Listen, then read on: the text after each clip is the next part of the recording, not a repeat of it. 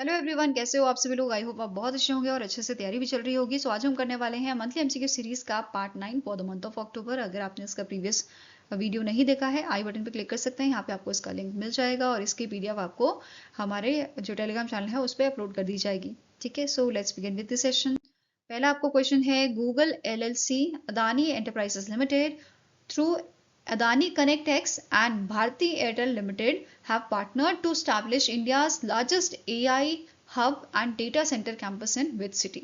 तो ये दोनों ऑर्गेनाइजेशन मिलके पार्टनरशिप में स्टैब्लिश कर रही है इंडिया का लार्जेस्ट एआई हब और डेटा सेंटर कैंपस आपके विशाखापट्टनम आंध्र प्रदेश में। ठीक है, तो आंसर आपका हो जाएगा, it is option number C. अब इसके लिए टोटल इन्वेस्टमेंट दी जा रही है 15 बिलियन की और अप्रोक्सीमेटली 1.25 लाख करोड़ की। ठीक है, टाइम फ्रेम इसका 2026 से 30 तक का रहेगा, 5 साल का। एंड ये अनाउंसमेंट की गई थी भारतीय एआई शक्ति न्यू दिल्ली में। इस इवेंट में ये आपका अनाउंस किया गया था। इसके अलावा यहाँ पे गूगल जो है, यहाँ पे क्या बोला गया है, this is Google's largest campus outside the United States. ठीक है, अब यहाँ पे इस प्रोजेक्ट में 1 गीगावाट डेटा सेंटर कैंपस ये आपका रहेगा। ठीक है, क्या क्या चीजें इंक्लूडेड रहेंगी, एक तो 1 गीगावाट डेटा सेंटर कैंपस ये आपका रहेगा, new large scale clean energy sources यहाँ पे रहेंगे and an expanded fibre optic network यहाँ पे आपका रहेगा। ठीक है, इसके अलावा यहाँ पे अगर हम बात करें रोल्स की, जैसे गूगल क्लाउड है, इसका रोल रहेगा to lead AI infrastructure development. Bharti Airtel ये फाइबर कनेक्टिविटी यहाँ पे प्रोवाइड करेगा and it will setup cable landing station. ठीक है, अदानी एंटरप्राइजेस जो हैं ये डेवलप करेंगे data centre and energy infrastructure को। ठीक है, नेक्स्ट क्वेश्चन है, who is the author of a book title ready relevant and resurgent second shaping of future ready force release by union defence minister Rajnath Singh. तो एक book यहाँ पे release की गई है। इस बुक के आपके ऑथर कौन है, इनका नाम है जनरल अनिल चौहान। ठीक है, ये आपके चीफ ऑफ डिफेंस स्टाफ हैं एंड इन्होंने ये बुक लिखी है और इसे पब्लिश किया गया है पेंटागन प्रेस द्वारा। ठीक है, रिलीज किसने की है, हमारे डिफेंस मिनिस्टर ने की है। ठीक है, नाउ नेक्स्ट आपको क्वेश्चन है, रेला एमेलो Odinga who recently passed away in Kerala served as a prime minister of Kenya during which period? तो रेला एमेलो जो ओडिंगा जो है ये आपके के इन्होंने एज अ पीएम सर्व किया है केनिया का 2008 से 2013 के बीच में। ठीक है, सो आंसर आपका यहाँ पे हो जाएगा, it is option number B. अब ये जो शख्सियत हैं ये फॉर्मर प्राइम मिनिस्टर केनिया के रहे हैं, जैसा कि हमने डिस्कस किया, और इनका जो बेटा है जारामोगी ओगिंगा ओडिंगा, इन्होंने सर्व किया है केनिया का first vice president after independence. ठीक है, यहाँ पे आप इनकी इमेज देख सकते हैं। नाउ नेक्स्ट आपको क्वेश्चन है, Ravi Sitaram Naik former chief minister of Goa recently in October passed away. At the time of his demise he was holding which position in the government of Goa? तो गोवा के पुराने सीएम जो है उनका डेथ हुआ है and currently he was serving as a government as a minister of agriculture in the Goa government. ठीक है, सो आंसर आपका हो जाएगा, it is option number B. इन्होंने एज अ सीएम सर्व किया है गोवा में 2 बार, 1991 में किया था। ठीक है, 1991 जनवरी से 1993 मई में, और उसके बाद ये थोड़े दिनों के लिए सीएम बने थे, 2 से 8 अप्रैल 1994 को ये आपके सीएम बने थे। ही इज अ शॉर्टेस्ट, मतलब it is the shortest tenure of any Goa CM. ठीक है, नाउ नेक्स्ट आपको क्वेश्चन है, FICCI, Federation of Indian Chambers and Commerce, Indian Chamber of Commerce and Industry appointed which of the following as its president-elect for 2025-2026? तो recently FICCI ने अनंत गोयनका को appoint किया है इनका प्रेसिडेंट इलेक्ट, जो रिप्लेस करेंगे हर्षा वर्धन अग्रवाल को after the 98 annual general meeting जो आपके 28 से 29 नवंबर को होगी। ठीक है, इसके बाद इनका पोजीशन जो है एज अ प्रेसिडेंट स्टार्ट हो जाएगा। नाउ अनंत गोयनका जो है ये सीनियर वाइस प्रेसिडेंट है FICCI में। ठीक है, एंड उसके बाद ये फर्दर प्रेसिडेंट बन जाएंगे FICCI के। साथ में ही ये इन्होंने MD एंड CEO भी सर्व किया है, सीएट टायर्स जो आपने सुना है कंपनी, उसमें। And he also worked as a worked in the Unilever and KEC international and also served as a chairman and automotive tyre manufacturer associations. ठीक है, इसमें भी इन्होंने काम किया है। फाइन, नाउ नेक्स्ट आपका क्वेश्चन है which country top the medal tally at the 2025 international weight lifting federation world weight lifting championship जो आपका नॉर्वे में हुआ था, आपका 2 अक्टूबर से 11 अक्टूबर तक ये चला था। तो इसमें टॉप किया है नॉर्थ कोरिया ने, ठीक है। किसने टॉप किया है? It is top by the north Korea. इसमें टॉप 5 कंट्रीज की बात करें तो नॉर्थ कोरिया सबसे पहले नंबर पे था, followed by Thailand, China, Armenia, USA and India था आपका 20th नंबर पे with 2 silver and 1 bronze medal, ठीक है। इस इवेंट को ऑर्गेनाइज किया था इंटरनेशनल वेट लिफ्टिंग फेडरेशन ने with support from Norwegian weight lifting Federation. इसमें 477 एथलीट्स ने पार्टिसिपेट किया था 87 कंट्रीज से। एंड जो 2025 का एडिशन है इसमें 16 नए वेट कैटेगरीज आपके इंट्रोड्यूस किए गए थे, ठीक है। इसके अलावा की परफॉर्मेंसेस की बात करें तो रिस्की जूनियाशिया जो इंडोनेशिया से बिलोंग करते हैं, इन्होंने मेंस 79 केजी कैटेगरी में जो है परफॉर्म किया था। और टोटल इन्होंने जो वेट लिफ्ट किया है वो है 361 केजी का, 157 KG and clean and jerk में 204 केजी इन्होंने यहाँ पे परफॉर्मेंस इसमें दी थी, ठीक है। इसके अलावा यहाँ पे नोट करना है इन्होंने जो है एक नया वर्ल्ड रिकॉर्ड यहाँ पे बनाया है 204 केजी का इन क्लीन एंड जर्क, ठीक है। ऐसे ही री सॉन्ग गम जो है नॉर्थ कोरिया के, इन्होंने विमेंस 48 केजी कैटेगरी में पार्टिसिपेट किया था। और यहाँ पे इन्होंने सैच में परफॉर्मेंस दी है 91 केजी की और क्लीन एंड जर्क में 122 केजी का इन्होंने परफॉर्मेंस दिया है। और इन्होंने 3 यहाँ पे आपके वर्ल्ड रिकॉर्ड बनाए हैं, ठीक है। नेक्स्ट आता है थाईलैंड के थन्याथोन जो है, इन्होंने विमेंस 48 केजी कैटेगरी में परफॉर्मेंस किया था, स्नैच में 88 केजी और क्लीन एंड जर्क में 110 केजी और इन्होंने ब्रॉन्ज मेडल यहाँ पे जीता था। देन इंडिया के मीराबाई चानू जो है, इन्होंने 48 केजी कैटेगरी में पार्टिसिपेट किया था, परफॉर्म इन्होंने किया है स्नैच जो है 84 केजी में और इन्हें ब्रॉन्ज मेडल यहाँ पे मिला है। और क्लीन एंड जर्क में 115 केजी के लिए सिल्वर मेडल इन्हें मिला है, ठीक है। टोटल यहाँ पे 199 केजी इनका था, ओवरऑल इनको सिल्वर मिला है यहाँ पे। और इन्होंने भी 2 रिकॉर्ड यहाँ पे 2 नेशनल रिकॉर्ड आपके बनाए हैं, ठीक है। इसके अलावा ये मीराबाई चानू का 3rd वर्ल्ड चैंपियनशिप मेडल था, ठीक है। इससे पहले 2017 में गोल्ड इन्होंने जीता था, फिर सिल्वर 2022 में और अभी 2025 में इन्होंने सिल्वर मेडल जीता है नॉर्वे में, ठीक है। नाउ हम बात करते हैं इंडियन कंटीजेंट की। तो टोटल 14 कंटीजेंट ने यहाँ पे पार्टिसिपेट किया था, ठीक है, 7 वुमेन्स की कैटेगरी में और 7 मेन कैटेगरी में, ठीक है। इसके अलावा यहाँ पे नोट करना है ऐसे एथलीट्स जिन्होंने रिप्रेजेंट किया था कॉमनवेल्थ वेट लिफ्टिंग फेडरेशन को। बेसिकली ऐसे एथलीट्स जिनकी कंट्रीज को बैन किया जाता है किसी कारणवश, तो वो कॉमनवेल्थ वेट लिफ्टिंग फेडरेशन की तरफ से खेलते हैं, ठीक है। तो ऐसे एथलीट्स जिन्होंने कॉमनवेल्थ वेट लिफ्टिंग फेडरेशन को रिप्रेजेंट किया था, तो इनका जो पार्टिसिपेशन था वो उसका मेन मोटिव था qualification for the 23rd Commonwealth games जो आपका ग्लासगो स्कॉटलैंड में होगा 2026 में, 23 जुलाई से 2 अगस्त तक ये आपका चलेगा, ठीक है। अब बात करते हैं इंटरनेशनल वेट लिफ्टिंग फेडरेशन की। तो इसके प्रेसिडेंट हैं मोहम्मद हसन। इसे 1905 में स्टैब्लिश किया गया था। हेडक्वार्टर इसका लुसेन स्विट्जरलैंड में लोकेटेड है। फाइन। Now next आपका क्वेश्चन है Hyundai Motor India Limited appointed which of the following as its new managing director and chief executive officer effective from 1st January 2026। तो recently Hyundai Motor India ने जो है नए MD and CEO appoint किए हैं और पहली बार कोई इंडिया का पर्सन, कोई इंडियन Hyundai Motor India का आपका MD and CEO बनाया जा रहा है, जिनका नाम है तरुण गर्ग, ठीक है। क्या नाम है इनका? तरुण गर्ग। और ये उनसू किम जो है इनको रिप्लेस करेंगे, ठीक है। He is the first Indian to lead HMIL since its inception 1996 और ये रिप्लेस किसे कर रहे हैं? साउथ कोरिया के उनसू किम को। फाइन। अब बात करें Hyundai मोटर इंडिया लिमिटेड की, तो इसकी पेरेंट कंपनी है Hyundai मोटर कंपनी, ठीक है। साउथ कोरिया की आपकी कंपनी है और इसका इंडिया में हेडक्वार्टर कहाँ पे है? गुरुग्राम हरियाणा में, और 1996 में इसे स्टैब्लिश किया गया था। Fine. Now next is who became the first Indian to climb 9 of the world's 14 mountain exceeding 8,000 meters after summiting Mount Choyoyu, जिसकी आपकी जो हाइट है 8,188 मीटर की है on the China Nepal border. कहाँ पे लोकेटेड है ये? चाइना नेपाल बॉर्डर में लोकेटेड है, ठीक है। सो आपके 14 ऐसे माउंटेन हैं जिनकी हाइट जो है 8000 मीटर से ज़्यादा है और इसे 8000ers के नाम से भी इसे जाना जाता है, ठीक है, इन माउंटेन्स को, 14 माउंटेन्स को, राइट। अब यहाँ पे भारत थामीनेनी जो है, इन्होंने रिसेंटली क्लाइम किया है माउंट चो ओयू को, और ये पहले इंडियन बने हैं जिन्होंने 9 आउट ऑफ 14 9 यहाँ पे जो माउंटेन्स हैं उनको क्लाइम किया है, ठीक है।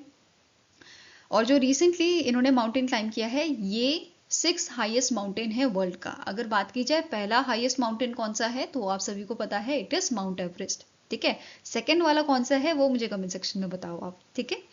नाउ आगे बढ़ते हैं। तो भारत थामीनेनी जो है ये फाउंडर है बूट्स एंड क्रैम्पॉन्स के, जो माउंटेनियरिंग कंपनी है, ठीक है। इन्होंने कौन से 9 आपके जो पीक्स हैं उनको क्लाइम किया है, इसमें माउंट एवरेस्ट इंक्लूडेड है, माउंट मनासलू इंक्लूडेड है आपका, ठीक है। Then Mount Lhotse, Mount Kangchenjunga mountain आपका, अन्नपूर्णा, मकालू, शीशपंगमा, देन धाउलगिरी, देन आपका नेक्स्ट आता है माउंटेन गेशर ब्रह्म। तो ये सारे इन्होंने जो है क्लाइम किए हैं, ठीक है। एंड इन सब की लोकेशन आपको यहाँ पे मैंने मेंशन की हुई है, तो ये भी देख लीजिएगा एक बार। इसके अलावा जैसे कि हमने डिस्कस किया था, 14 माउंटेन्स आपके ऐसे हैं जिनकी हाइट 8000 मीटर से ज़्यादा है, and they all are located in the Himalayas and Karakoram ranges, जो नेपाल, तिब्बत और पाकिस्तान में आपका आता है। और इनको हम क्लासीफाई करते हैं 8000ers के नाम से, ठीक है। इसके अलावा बाकी आपके पीक्स कौन से हैं, ब्रॉड पीक, माउंटेन आपका K2 जो है, ठीक है, जैसे माउंट गॉडविन ऑस्टिन के नाम से भी जाना जाता है, और ये सेकेंड हाईएस्ट माउंटेन आपका है। देन गैशर ब्रह्म सेकेंड, जो लोकेटेड है आपके चाइना पाकिस्तान बॉर्डर में, ठीक है। नाउ नेक्स्ट आपको क्वेश्चन है, the international monetary fund has revised India's gross domestic product growth forecast for financial year 2026 upward bye 20 basis point to -% in its latest October 2025 World Economic Outlook report titled Global Economy in Flux, Prospect Remain Dim। तो recently IMF ने India की financial year 2026 की जो projection है, GDP projection, वो increase की है 20 basis point and it reach to 6.6%, ठीक है। वहीं पे फाइनेंशियल ईयर 2025 की 6.5% और 27 की 6.2% बताई गई है। Q1 of financial year 2026 it is 7.8% and Q2 के लिए 7% बताई गई है। वहीं पे इन्फ्लेशन प्रोजेक्शन की बात करें तो ये आपकी फाइनेंशियल ईयर 2026 के लिए 2.8% बताई गई है और 27 के लिए 4% बताई गई है। और ग्लोबल हेडलाइन इन्फ्लेशन प्रोजेक्ट की गई है कि ये आपका 2025 के लिए 4.2% रहेगी, डिक्लाइन हुई है, 4.2% बताई गई है, और फर्दर 3.7% ये आपकी बताई गई है, जो आगे आपकी और डिक्लाइन हो रही है 2026 में, ठीक है। IMF की बात करें, इसके करंट MD हैं क्रिस्टलिना जॉर्जिवा, हेडक्वार्टर वॉशिंगटन में लोकेटेड है, और इसे 1944 में स्टैब्लिश किया गया था, और करंट मेंबर्स नेशन इसके 191 है। Now next आता है, which among the following subsidiary of NPCI recently in October signed MOU with Japan's Nippon Telegraph and Technology Data to enable unified payment interface acceptance across merchant location in Japan।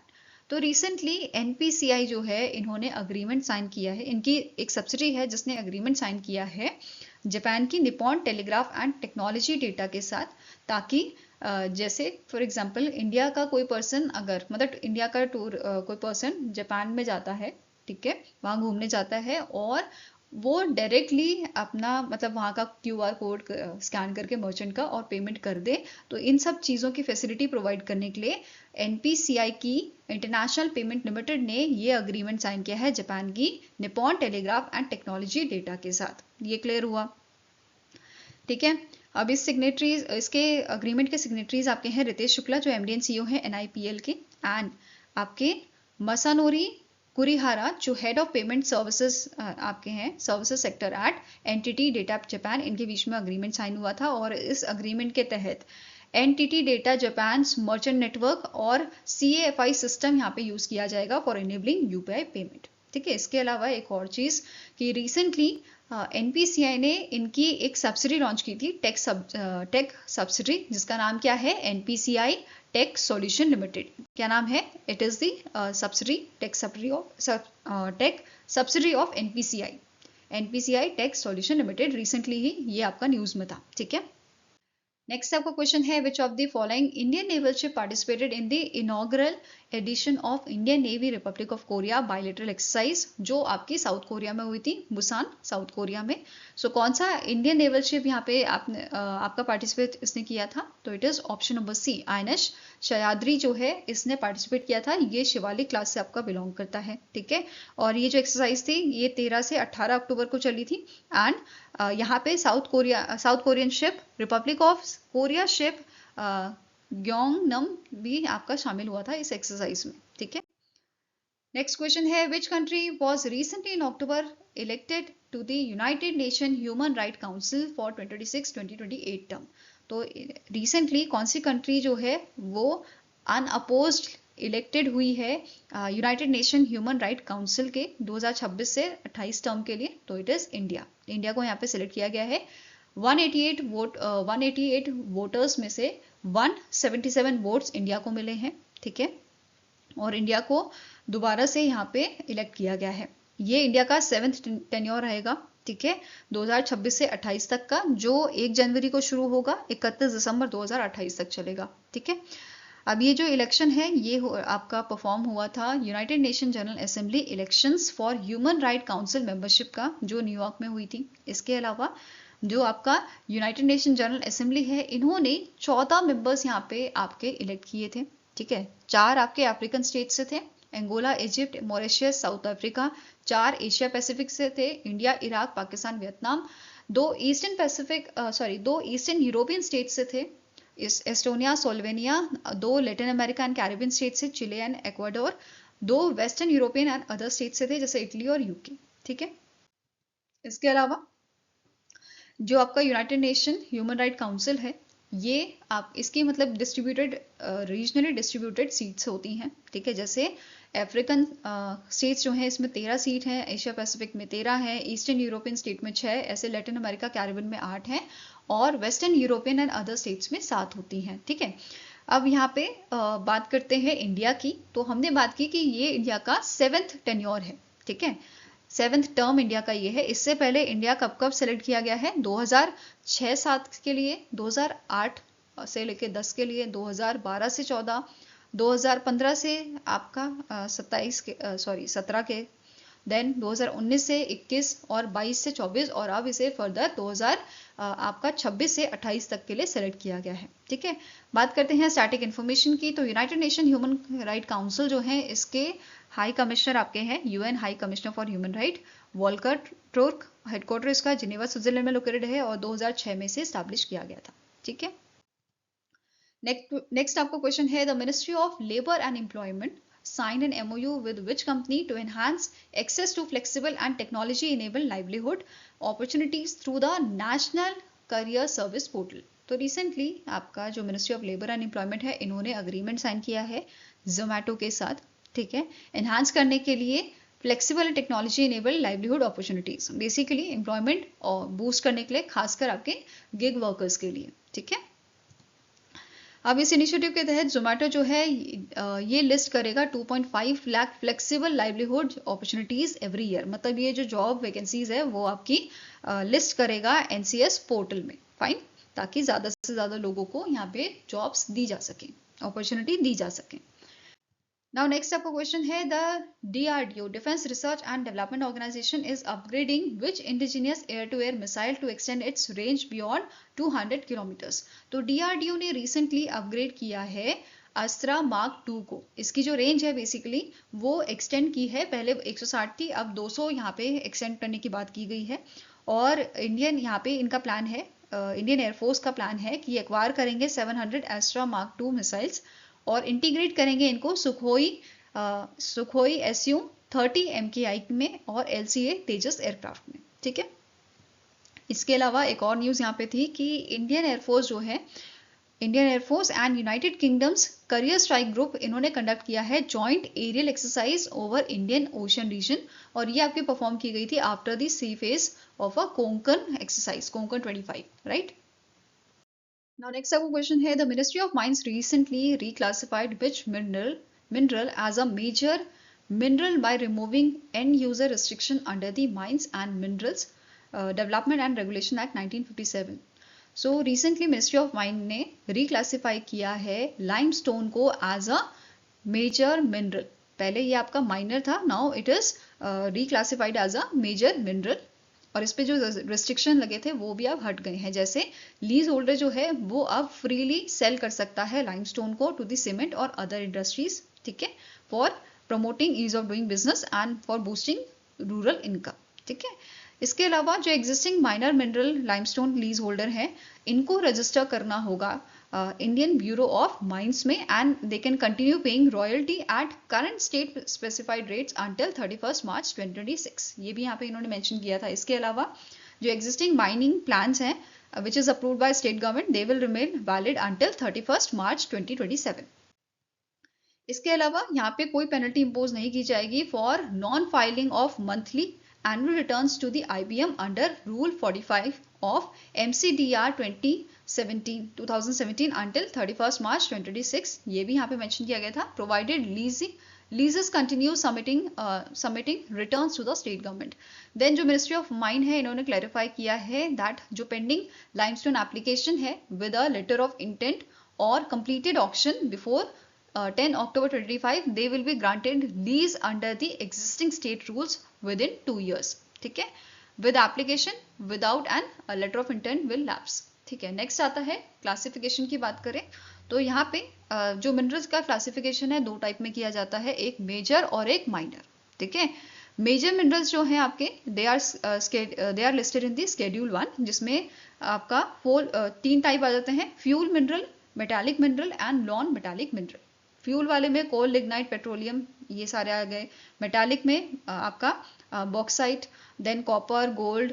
Non metallic में आपका quartz, gypsum, dolomite ये सब आ जाते हैं। वहीं पे minor minerals की बात करें तो ये सेक्शन 3E में आते हैं and they are building stone, gravel, ordinary clay, sand, marble, granite ये सारे आपके माइनर मिनरल में आ जाते हैं, ठीक है।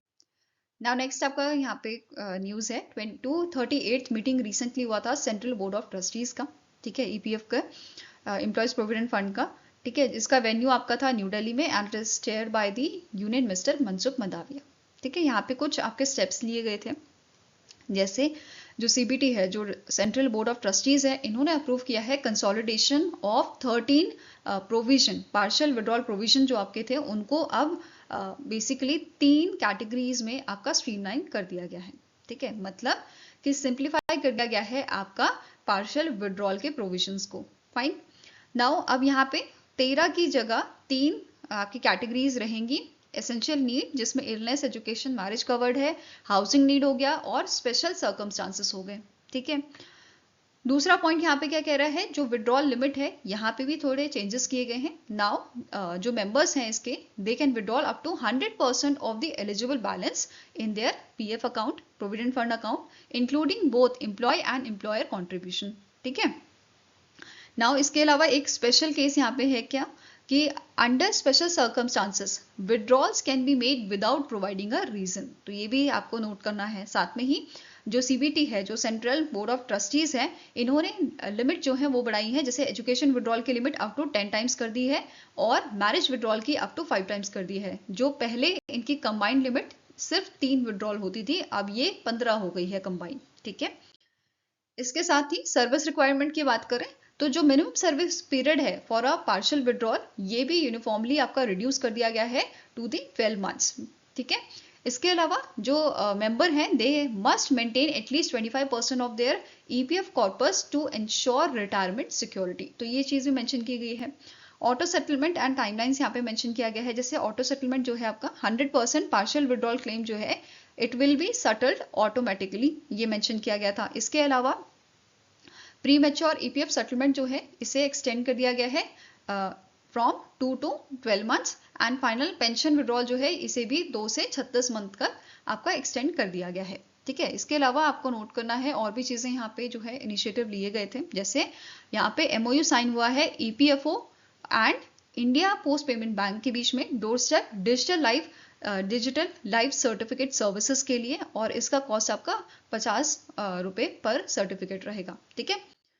नाउ नेक्स्ट यहाँ पे आपका एक स्कीम लॉन्च किया गया है ईपीएफओ द्वारा, विश्वास स्कीम, जिसका मेन एम है कि जो लॉन्ग स्टैंडिंग डिस्प्यूट है आपके ईपीएफओ के, ठीक है, पेमेंट डिले से रिलेटेड, तो उनको यहाँ पे जल्दी से जल्दी रिजॉल्व किया जाए। इसके लिए विश्वास स्कीम लॉन्च की गई है, जिसमें पेनल्टी रेट्स जो आपके थे वो भी कम किए गए हैं। जैसे अप टू 2 मंथ डिले होगा तो 0.25% पर मंथ का यहाँ पे आपका जो है पेनल्टी लगाई जाएगी।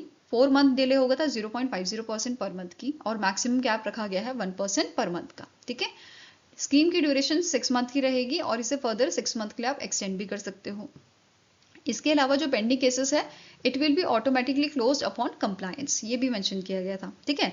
इसके अलावा सीबीटी ने अप्रूव किया है ईपीएफओ 3.0 डिजिटल ट्रांसफॉर्मेशन फ्रेमवर्क, ठीक है। इसके अंदर आपका जो काम है वो बेसिकली ईपीएफओ मेंबर सेंट्रिक होगा, ठीक है। इसका मेन एम है to make EPFO member centric technology driven organisation, मतलब एडवांस टेक्नोलॉजी हम यहाँ पे यूज करें ताकि काम जो है हमारा फास्ट और इजी हो जाए, ठीक है। नेक्स्ट आता है सीबीटी ने अप्रूव किया है 4 फंड मैनेजर्स हैंडल करने के लिए ईपीएफओ डेब्ट पोर्टफोलियो फॉर 5 ईयर्स, ठीक है, following the selection committee recommendation and investment committee endorsement.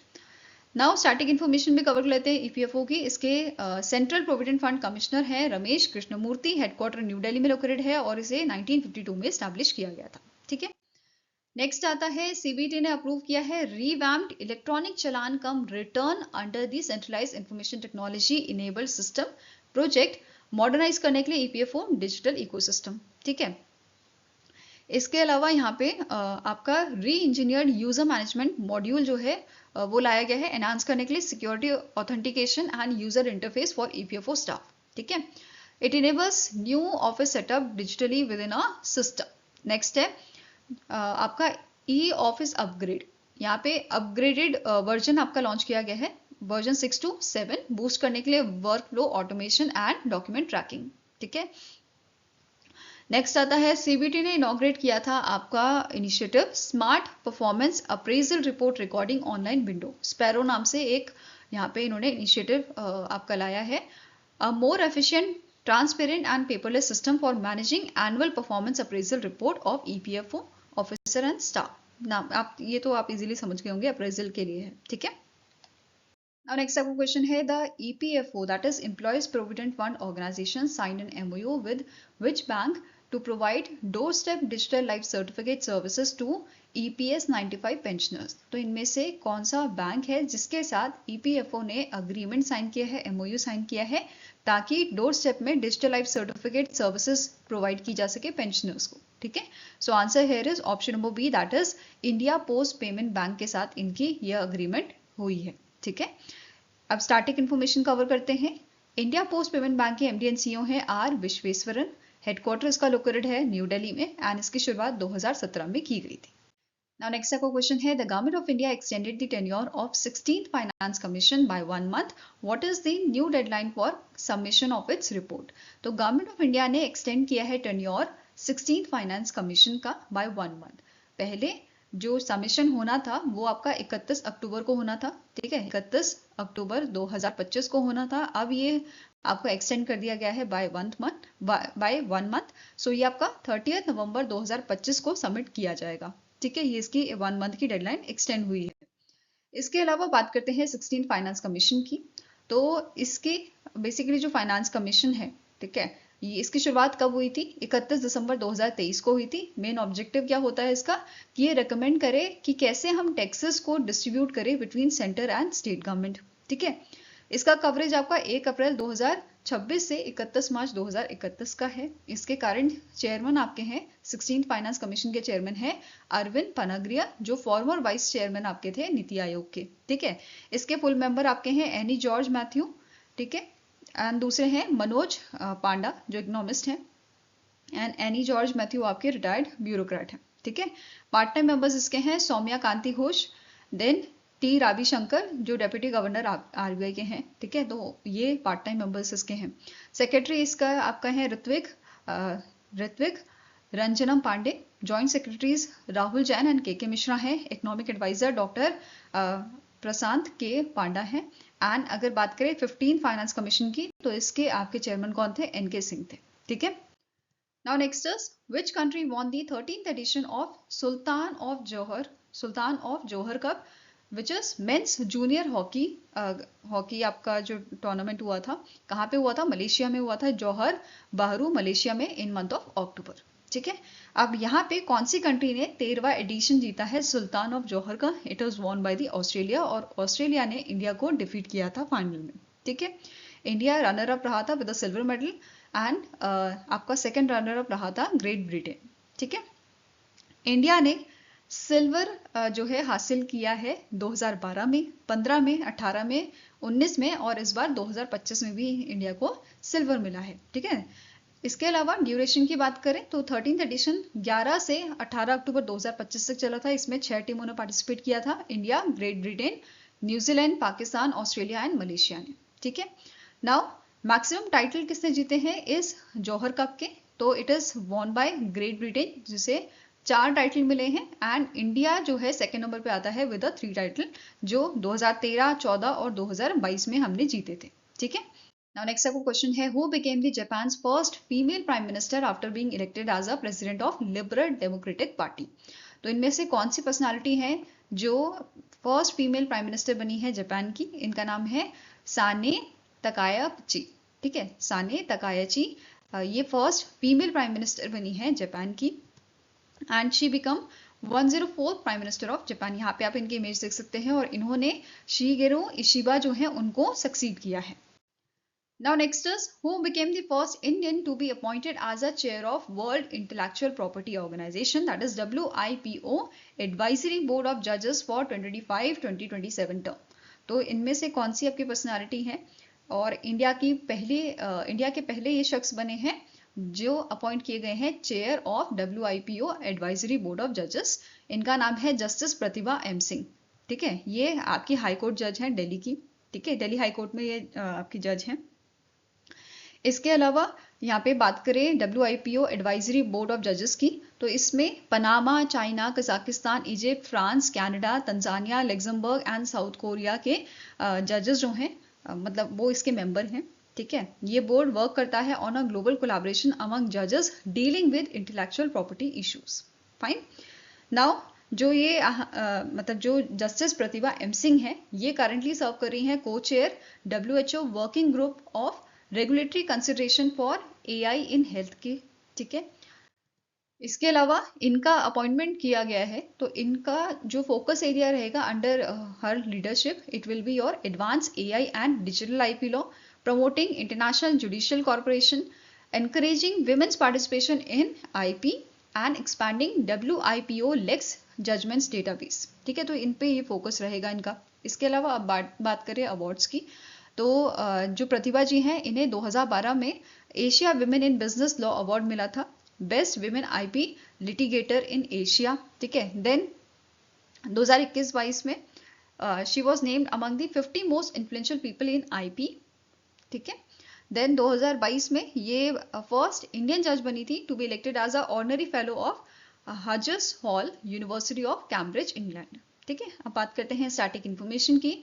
WIPO जो है वर्ल्ड इंटेलेक्चुअल प्रॉपर्टी ऑर्गेनाइजेशन जो है, इसके DG हैं डेरेन टैंग, हेडक्वार्टर इसका जिनेवा स्विट्जरलैंड में लोकेटेड है, एंड इसे 1967 में स्टैब्लिश किया गया था। नाउ नेक्स्ट आपकी न्यूज डिस्कस करते हैं। पहली न्यूज है, union minister of state of independent charge Arjun Ram Meghwal जो हैं, ministry of law and justice के आपके मिनिस्टर हैं, इन्होंने इनॉग्रेट किया है live cases dashboard of a legal information management and briefing system. इसका फुल फॉर्म याद रखिएगा, legal information management and briefing system in Shastri भवन न्यू दिल्ली। इसका मेन एम क्या है लॉन्च करने का इस पोर्टल का? एनहांस करना transparency, accountability and efficiency in managing government litigation. इसके तहत 7,23,123 लाइव केसेस आपके ट्रैक किए जाएंगे अक्रॉस 53 मिनिस्ट्रीज एंड डिपार्टमेंट्स, और ये केसेस रेगुलरली अपडेट आपके किए जाएंगे by 13,175 ministry users and 18,458 advocates के द्वारा। ठीक है, इसके अलावा नेक्स्ट न्यूज है कि जो गोवा के CM है प्रमोद सावंत जी, इन्होंने ऑफिशियल लोगो और एंथम आपका जो है रिलीज किया है FIDE वर्ल्ड कप का, जो 31 अक्टूबर को स्टार्ट हो गया है और 27 नवंबर तक ही आपका चलेगा। कहाँ पे होगा? नॉर्थ गोवा में। एंड इसमें 206 टॉप प्लेयर पार्टिसिपेट कर रहे हैं फ्रॉम 82 कंट्रीज, और ये आपका जो है पार्टिसिपेट कर रहे हैं $2 मिलियन प्राइज मनी के लिए, मतलब ये परफॉर्म करेंगे यहाँ पे। इसके अलावा इसका लोगो की बात करें, लोगो यहाँ पे रिलीज किया गया है, तो 3 ट्रापेजोडियल पैनल यहाँ पे रिलीज किए गए हैं, जैसा आप इस इमेज में देख सकते हो। ग्रीन, रेड एंड आपका येलो कलर का ये पैनल है, ठीक है। और इसका एंथम है it's your move and it is sung by the दिलेर मेहंदी। ओके, नाउ नेक्स्ट बात करेंगे नेशनल एंड इंटरनेशनल डेज की। तो पहला आपका है international day of rural women. International day of rural women हम ऑब्जर्व करते हैं 15 अक्टूबर को। पहला एडिशन 2008 में इसका ऑब्जर्व किया गया था। एंड ये जो डे है इसे प्रमोट कौन करता है? UN विमेन इसको प्रमोट करता है, ठीक है। थीम क्या थी? The rise of rural women building resilient future with a Beijing +30, ठीक है, ये इसकी थीम थी। इसके अलावा international year of women farmer 2026 को आपका डेजिग्नेट किया गया है, ठीक है। इन दी May 24 UNGA जो है, यूनाइटेड नेशन जनरल असेंबली जो है, इन्होंने अडॉप्ट किया था रेजोल्यूशन कि ऑफिशियली डिक्लेयर किया जाएगा 2026 को as a international year of a women farmer, ठीक है। तो ये भी आपको नोट करना है। And this is sponsored by your USA and co-sponsored by 123 countries, ठीक है। Now next is National Women Farmers Day। ये इंडिया में हम जो है राष्ट्रीय महिला किसान दिवस या नेशनल वुमेन फार्मर्स डे के नाम से जानते हैं, और इसको हम 15 अक्टूबर को ऑब्जर्व करते हैं to honour significant contribution of womens in agriculture, ठीक है। वुमेन्स के कॉन्ट्रीब्यूशन के लिए हम national women's farmers day observe करते हैं, ठीक है, उनकी contribution in the field of agriculture, ठीक है। नेक्स्ट आता है वर्ल्ड आयोडीन डेफिशिएंसी डे या global iodine deficiency disorder day. ये हम ऑब्जर्व करते हैं 21 अक्टूबर को। And as per the WHO nearly 2 billion people ऐसे हैं वर्ल्ड वाइड जो सफर कर रहे हैं from the insufficient iodine intake, ठीक है। और ये डेफिशिएंसी इफेक्ट करती है 130 कंट्रीज को, मतलब इफेक्ट कर रही है, इम्पैक्टिंग अराउंड 740 मिलियन पीपल, ठीक है। नाउ अगर बात करें सिर्फ इंडिया की, तो लगभग आपका 61 मिलियन पीपल ऐसे हैं, ओवर 61 मिलियन पीपल्स ऐसे हैं इंडिया में विच हैव एंडेमिक गोइटर, जिसे घेंगा बोलते हैं, and 8.8 million face disabilities from iodine deficiency, ठीक है। तो इंडिया में लगभग आपका 61 मिलियन पीपल लोग जो है सफर कर रहे हैं आपकी आयोडीन की कमी की, मतलब जो डेफिशिएंसी होती है, इससे जो बीमारियां होती है उससे जूझ रहे हैं, ठीक है। नाउ इंडिया में एक प्रोग्राम आपका लॉन्च किया गया था 1992 में, national iodine deficiency disorder control programme. नाम से पता चल रहा है किस चीज के लिए है। ये आपका एडवांस वर्जन था, एक्सपैंडेड वर्जन था 1962 के नेशनल गोइटर कंट्रोल प्रोग्राम का, ठीक है। इसका एम था एलिमिनेट करना iodine deficiency disorder in India. और की मेजर क्या था कि इंश्योर करना जो एडिबल सॉल्ट है, हमारा जो सॉल्ट हम खाते हैं, उसमें मिनिमम 15 पार्ट्स पर मिलियन आयोडीन होना चाहिए, ठीक है। ये चीज हो, ये इंश्योर करता है, ठीक है। नेक्स्ट आता है पुलिस कमेमोरेशन डे। ये 21 अक्टूबर को ऑब्जर्व किया जाता है to honour police personals in India, जिन्होंने अपनी जान जो है बेसिकली जो अमर हो गए हैं, जिन्होंने अपनी जान यहाँ पे सेक्रीफाइस की है हमारी हम लोगों की सेफ्टी के लिए, ठीक है, in their duty. Now next आता है national cyber security awareness month. October month को आपका national cyber security awareness month के नाम से जाना जाता है। इंडिया में इसका थीम था साइबर जागृत भारत, ठीक है, साइबर जागृत भारत या साइबर सेफ इंडिया, ठीक है। और इसका नेशनल आपका ग्लोबल थीम इसका था स्टे सेफ ऑनलाइन, ठीक है। अब इंडिया में मिनिस्ट्री ऑफ MSMEs जो है, इन्होंने एक नॉलेज सेशन कंडक्ट किया था आपका building cyber resilience towards a cyber जागृत भारत, ठीक है। ये हाइब्रिड मोड में हुआ था आपका। साथ में ही इसे शेयर किया था SCL दास, जो सेक्रेटरी है मिनिस्ट्री ऑफ MSMEs के, ओके। आई होप गाइस आपको ये वीडियो पसंद आया हो। पसंद आया तो लाइक एंड शेयर जरूर कीजिएगा, और हमारे साथ जुड़ने के लिए हमारे चैनल को सब्सक्राइब कीजिएगा। अगर आपके कोई सजेशन है तो आप हमें मेल कर सकते हो benchmarkstudy007@gmail.com पे, या फिर आप हमें कमेंट सेक्शन में भी लिख सकते हैं। सो मिलेंगे सही नेक्स्ट वीडियो के साथ। Till then take care, have a nice day and all the best for your preparations.